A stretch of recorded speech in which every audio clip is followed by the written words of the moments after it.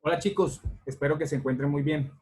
Hemos llegado al final de nuestro filósofo Immanuel Kant.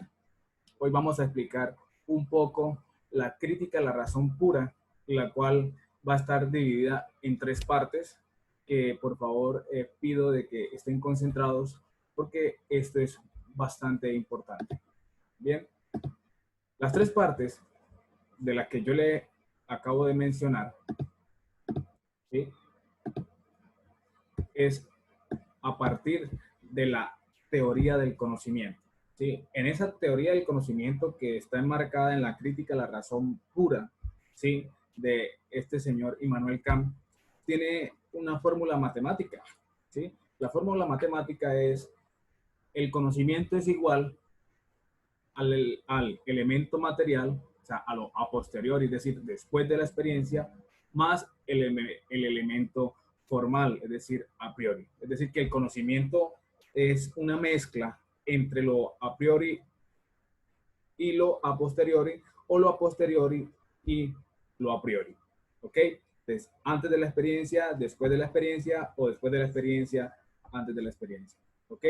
Por eso decíamos que este señor no es que sea 100% racionalista, no es que sea 100% empirista, sino que él toma de cada uno de estas lo más importante y forma lo que es el criticismo. Pero nos vamos a concentrar ahora en saber cómo planteaba Kant, ¿sí?, su teoría del conocimiento. ¿Sí? En videos anteriores y en clases virtuales les he dicho de que les he mencionado este interrogante, es decir, ¿cómo el hombre conoce lo que conoce?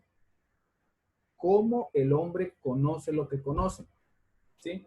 Entonces, a partir de este interrogante que se hace Kant en su intelecto, ¿sí?, en el análisis de juicios a priori, juicios a posteriori, sintético, analítico, ¿cierto? Él va a comenzar a hacer su filosofía del conocimiento. Recordemos que a priori es antes de, ¿sí? En el video anterior hablamos de que son los prejuicios, es decir, los conceptos que hay de algo antes de, por ejemplo, entrar a conocerlo. Hablábamos también de una definición de juicio sintético, es decir, aquella que explica una definición, ¿sí? Pero también habíamos dicho que estos juicios analíticos, pues obviamente va a explorar un concepto y a Kant pues no le sirve, no le interesa esa parte porque a él no le interesa explicar una definición, un concepto. Hablamos de un juicio sintético, ¿cierto? Que es el que une dos cosas que no necesariamente tenían que estar unidas. Es decir, en el juicio sintético es el que une cosas que no son obvias, ¿sí? Es materia de investigación. Hablábamos de los juicios analíticos a priori, pues Immanuel Kant no le sirven. Hablábamos de los juicios analíticos a posteriori, ¿sí? Tampoco le sirven. Y hablábamos de los juicios sintéticos a posteriori, ¿sí? Obviamente tiene un fundamento científico, pero no le sirve. Entonces el interrogante eran los juicios que son sintéticos a priori, ¿sí? Entonces aquí vamos a desarrollar un poco esa historia. Bien, siguiendo con este orden de ideas, en su libro máximo, ¿sí?, el libro de su esplendor, Crítica a la razón pura, Immanuel Kant tiene un problema fundamental, ¿sí? El problema fundamental, el problema amplio, el problema general es el siguiente: ¿cuál es el alcance o cuáles son los límites de nuestro conocimiento? ¿Sí? ¿Cuál es el límite? ¿Cuál es el alcance? ¿El ser humano hasta dónde puede llegar? Por eso nos interrogamos ahorita cómo el hombre conoce lo que conoce, conocer lo que conocemos, ¿sí? Entonces, ¿cuáles son los alcances? ¿Cuáles son los límites de nuestro conocimiento? Por lo tanto, él llega a preguntarse cómo son posibles los juicios sintéticos a priori, es decir, lo que hablábamos en el video anterior, que él lo relacionaba con Isaac Newton, ¿sí?, en ese movimiento de los astros, ¿sí?, en la obra monumental del gran Isaac Newton, ¿cierto? Entonces, este juego de los planetas, de la cosmología, etcétera, etcétera. Entonces, Immanuel Kant se pregunta cómo son posibles los juicios sintéticos a priori. Entonces, para darle respuesta a este interrogante, este señor plantea tres fundamentos en su crítica a la razón pura. tres elementos que son fundamentales y que nosotros tenemos que tener claros, ¿sí? El primero es la estética trascendental. La estética trascendental va a investigar cómo son posibles los juicios sintéticos a priori, pero en las matemáticas. Estética trascendental, cómo es posible, investiga cómo es posible los juicios sintéticos a priori, ¿sí? Antes de la experiencia, cómo conoce lo que conoce a partir de las matemáticas. En esta estética trascendental, ¿sí? Está muy de la mano con la sensibilidad, ¿sí? Pero no la sensibilidad de que, ay, usted amaneció hoy sensible, no se le puede decir nada. No, la sensibilidad es la capacidad de recibir las representaciones de los objetos, es decir, la capacidad que tiene el ser humano de captar un objeto, es decir, algo que está a mi alrededor. Por lo tanto, es aquel que nos suministra las intuiciones sensibles de las que parte todo el proceso del conocimiento. Esta sensibilidad, esta estética trascendental a partir de las matemáticas, de esta capacidad de recibir, el ser humano recibe las representaciones de los objetos gracias a la sensibilidad. Uno, por ejemplo, un artista, ¿sí? Hablemos de un pintor, él observa un paisaje hermoso y en ese momento que observa, él está de la sensibilidad lo más puro, que él capta ese paisaje y lo va a representar en un lienzo, ¿cierto? Su obra de arte, un compositor, un escritor, ¿sí? Está en su sensibilidad máxima y es a partir donde él va a esbozar todo eso lo que él recibió. Entonces, la estética trascendental es la que investiga cómo son posibles los juicios sintéticos a priori en la matemática y está de la mano de la sensibilidad. El segundo elemento fundamental para darle respuesta a esta pregunta de cómo son posibles los juicios sintéticos a priori, él va a hablar de una analítica trascendental. Y esta analítica trascendental es la que investiga cómo son posibles los juicios sintéticos a priori en la física. ¿Cómo son posibles, ¿sí?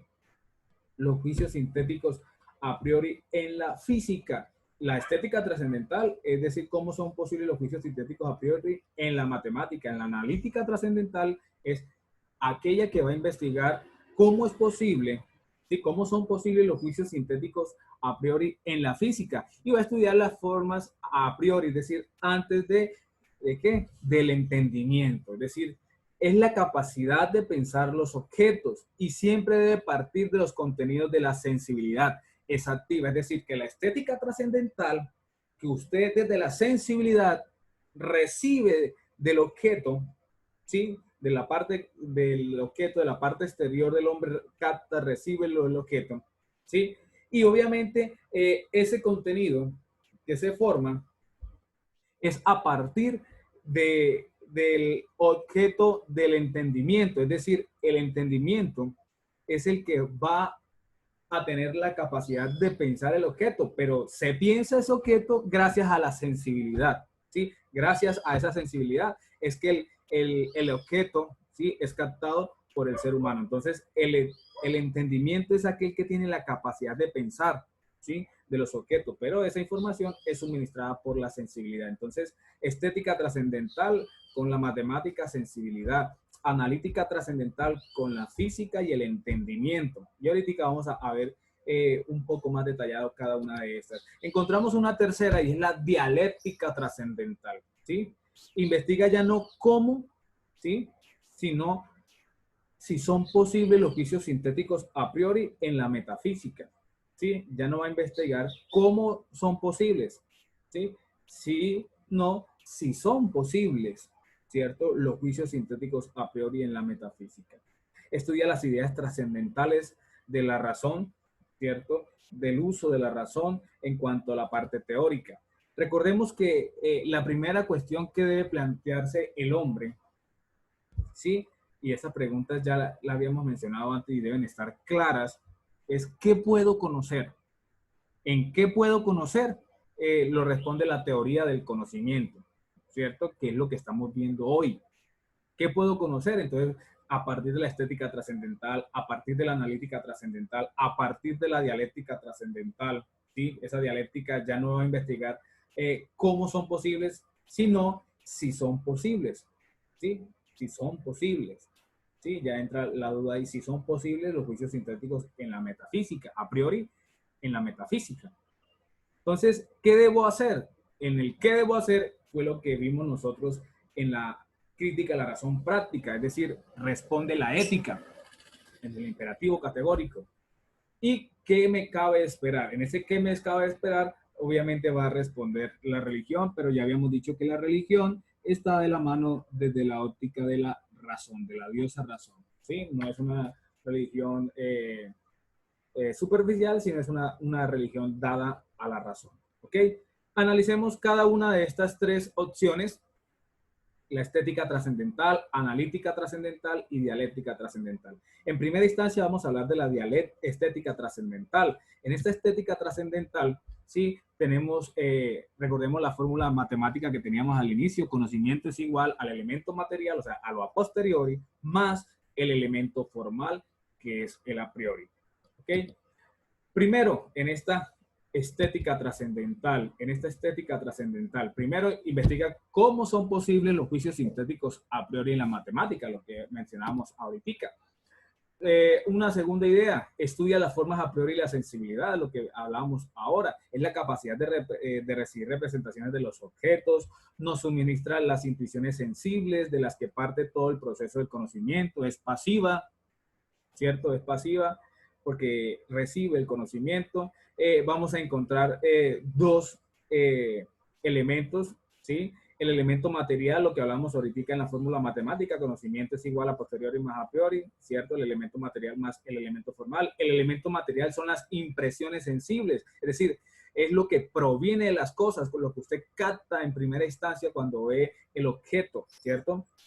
Y el elemento formal son las formas puras o a priori de la sensibilidad, es decir, aquellas que van a organizar los datos, es decir, que construyen al fenómeno, ¿sí? Y ahorita vamos a entrar a mirar este término de fenómeno, que es bastante interesante en Immanuel Kant. Existen dos formas puras, ¿sí? No hay nada en ellas que proviene de la experiencia, ¿sí? En la parte pura no hay nada de la experiencia, sino que todo es del intelecto. Entonces, cuando no hay nada que proviene de la experiencia, ¿cuáles son las dos formas puras? El espacio, ¿sí? Y el tiempo. ¿Qué es el espacio? El espacio es la sensibilidad externa, es decir, usted se va a ubicar en un elemento, explica por qué nos representamos espacialmente todo objeto exterior, es decir, el espacio es la ubicación en donde está ese objeto. Espacio es sensibilidad externa. Tiempo es la sensibilidad interna, es decir, aquella que hace posible que captemos los datos ordenados sucesivamente. Un objeto tiene que estar en un espacio y en un tiempo, ¿sí? Una situación determinada tiene que estar en un espacio o en un tiempo, pero son formas puras, ¿cierto? Como lo mencionábamos ahora. Conceptos de materia: cuando hablamos de materia es el contenido, ¿sí? Y forma es el continente de nuestro conocimiento, ¿cierto? Estos conceptos son bastante interesantes porque van a estar muy ligados a lo que es el fenómeno, lo que mencionábamos ahorita, el fenómeno. ¿Qué es el fenómeno? El fenómeno es el resultado de la acción cognoscitiva de la sensibilidad, es decir, es el resultado de la acción del conocimiento de la sensibilidad. Recordemos que la sensibilidad es aquella capacidad de recibir, ¿sí? Representaciones, características del objeto. El objeto está planteado y yo con mi sensibilidad voy a captar esas características propias de ese objeto. Entonces el fenómeno es el resultado de la acción cognoscitiva, es decir, lo que se me representa a mi sensibilidad después de haber sido filtrado por el espacio y el tiempo. Es decir, que el objeto es el objeto de la intuición empírica. Y resulta y pasa que en este fenómeno surgen lo que son materia. ¿Qué es la materia? Los datos empíricos, ¿sí? Lo que hablábamos ahorita en el punto 3. Hablamos de materia de contenido, es decir, los datos empíricos. Y B es la forma, es decir, lo que ordena estos datos, reduciéndolos a una cierta unidad. Es decir, la forma es aquella que va a recibir esa información y la va a estructurar. El noúmeno, otro concepto clave en Immanuel Kant. ¿sí? Aquí debe tener claro qué es el espacio, qué es el tiempo, qué es el elemento material, qué es el elemento formal, qué es el fenómeno, qué es el noúmeno. El noúmeno es la cosa en sí, ¿sí? Es decir, lo inconocible por definición, es decir, lo que no se puede conocer por definición. Es la realidad íntima del fenómeno, ¿sí? Es la realidad íntima del fenómeno.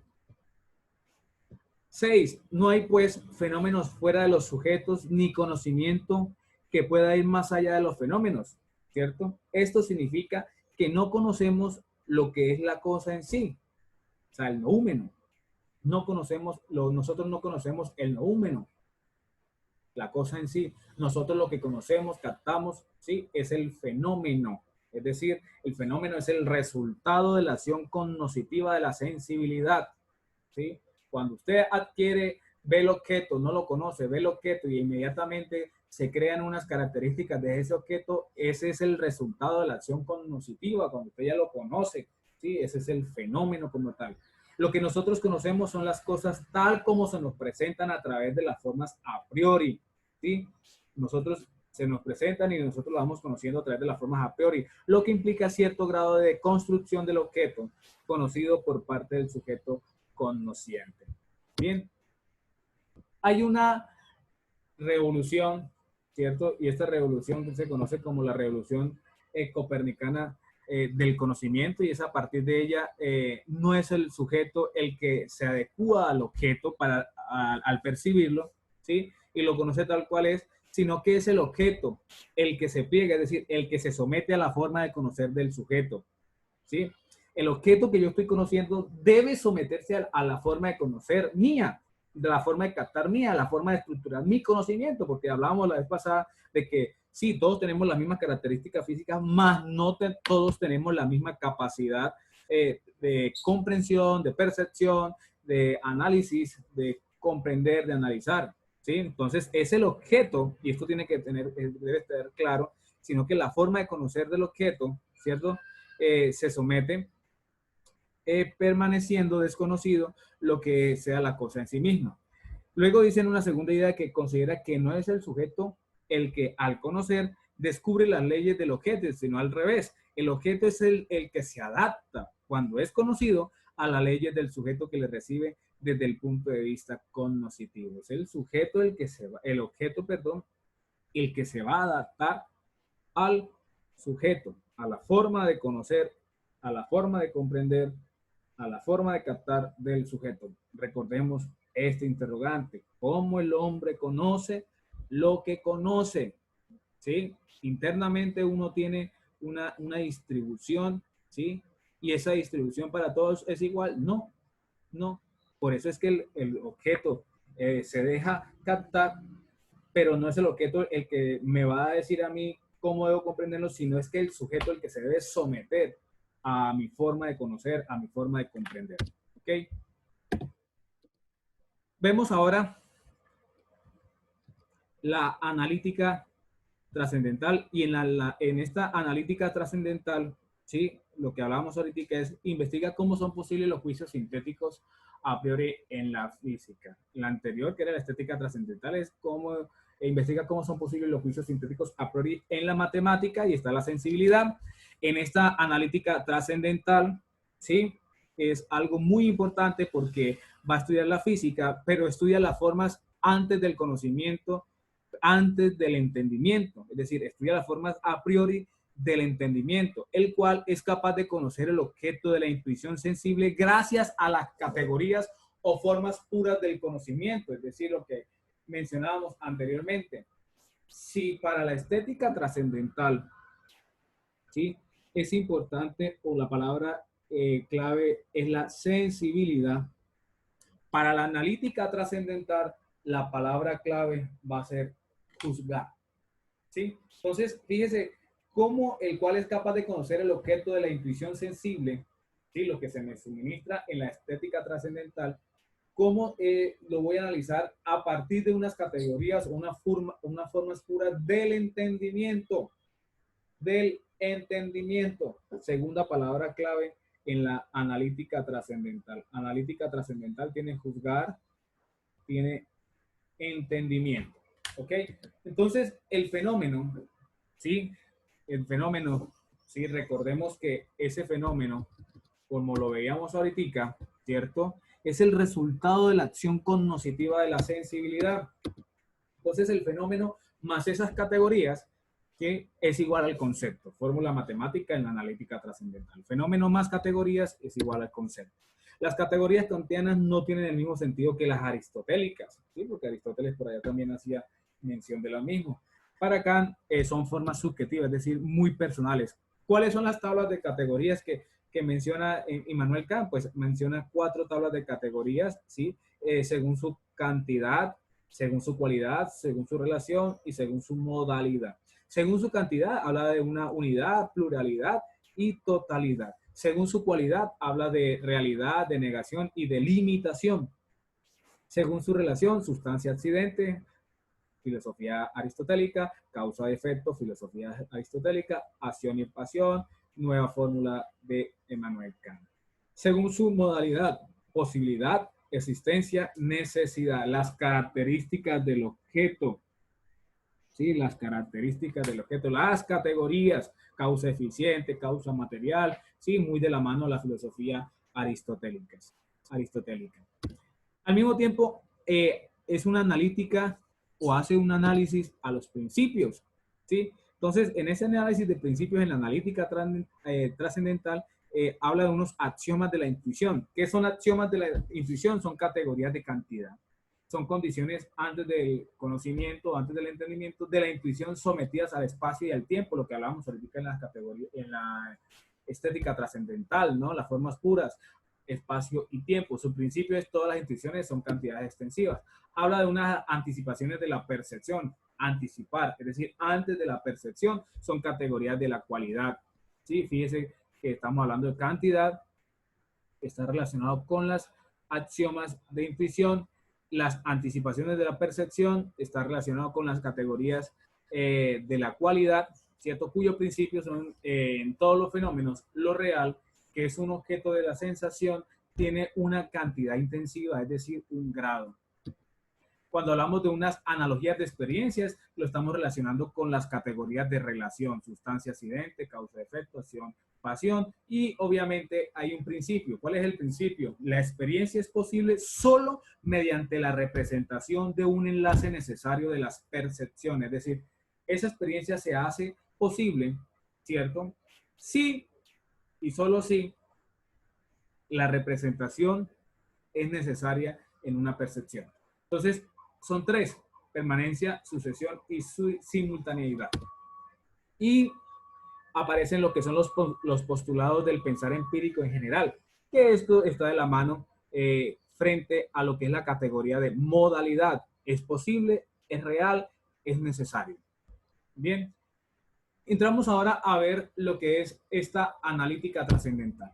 El estudio del entendimiento, palabra clave, lo que estamos viendo, palabra clave, que es la capacidad de juzgar y es activo. Fíjese que en la analítica trascendental decíamos que es de la sensibilidad y que es pasiva, ¿sí? Solamente cuando es pasiva es recibir información, recibir información, recibir información, recibir información. Aquí en la analítica trascendental aparece entendimiento, palabra clave, junto con la capacidad de juzgar, segunda palabra clave, y aparece de que es activo. O sea, Kant relaciona la ciencia, relaciona con la ciencia de la metafísica, la relaciona todo esto con la cuestión de la metafísica. En la estética trascendental hablaba, era sobre la relación con la matemática. Aquí ya lo va a relacionar, es obviamente es con la física. ¿Cómo son posibles los juicios sintéticos a priori en la física? Entonces, simplemente es porque tenemos unas formas a priori del entendimiento.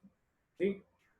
Al responder cómo son posibles estos juicios sintéticos a priori en la física, son producto de la forma a priori del entendimiento, y esas formas a priori del entendimiento son las categorías. Profesor, ¿cuáles categorías? Bueno, la categoría de cantidad, cualidad, relación y modalidad.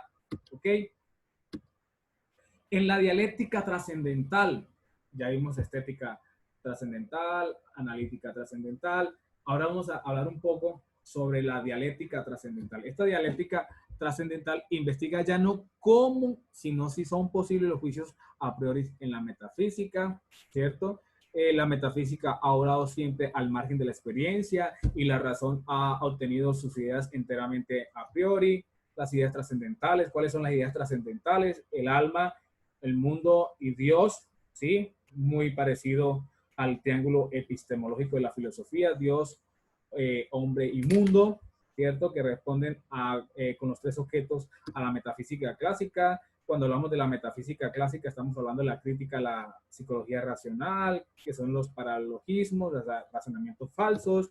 Hablamos de una crítica a la cosmología, que son los errores en los que cae la razón, al querer pasar de lo fenoménico, es decir, lo que se capta es el resultado de esa sensibilidad, a lo nouménico, es decir, a la cosa en sí. Ese es un error. La crítica a la teología racional, la idea de Dios es un ideal trascendental. Dios es el ser del que dependen todos los seres humanos. Entonces, si dependemos, me pregunto, y lo vimos que días en la clase de profundización de filosofía, si todos los seres humanos dependemos de él, entonces esa cuestión del libre albedrío no existe. 4 vías para demostrar la existencia de Dios, muy parecido a la filosofía de San Agustín. ¿Sí? Argumento ontológico, que la existencia no puede ser un atributo de la esencia. El argumento cosmológico parte del concepto de la contingencia. Contingencia es posibilidad, y del concepto de que la necesidad, por lo que se reduce a un primer argumento, es decir, a la primera idea de Dios. El argumento teleológico es el principio de la finalidad, que no tiene un valor objetivo. Y quinto, habla de que Dios, para Kant, es una ilusión trascendental. Oído, Dios para Kant es una ilusión trascendental, la idea de un incondicionado supremo, y los problemas de la metafísica son, por tanto, insolubles, es decir, que no se pueden resolver, que no se pueden solucionar, pero son incesantes, es decir, que son frecuentes y son repetitivos. ¿Sí? Este es el planteamiento de la analítica trascendental. Obviamente esto lo va a trabajar, cada uno de estos lo va a trabajar de manera muy puntual él en su doctrina filosófica, y el tema de Dios, obviamente él lo plantea desde su libro dado a la religión.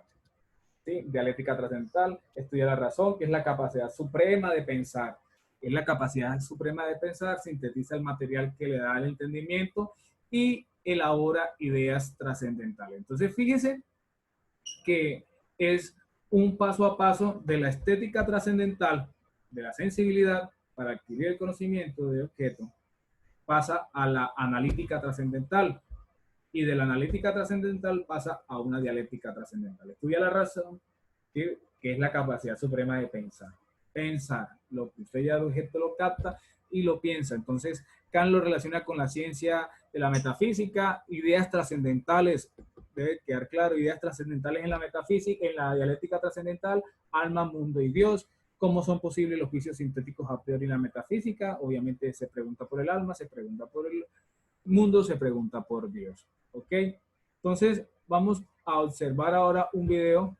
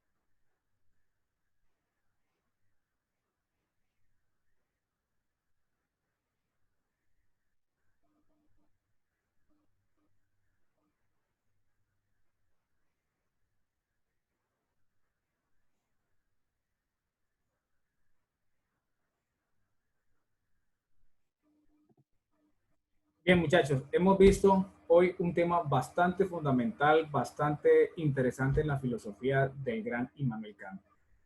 En la crítica a la razón pura vamos a encontrar es cómo esos juicios sintéticos a priori son posibles.